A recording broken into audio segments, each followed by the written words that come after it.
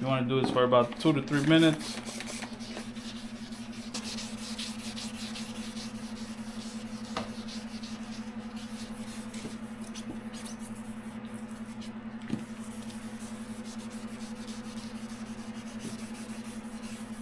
You can feel it, it gets really smooth when you've taken out a good portion of it.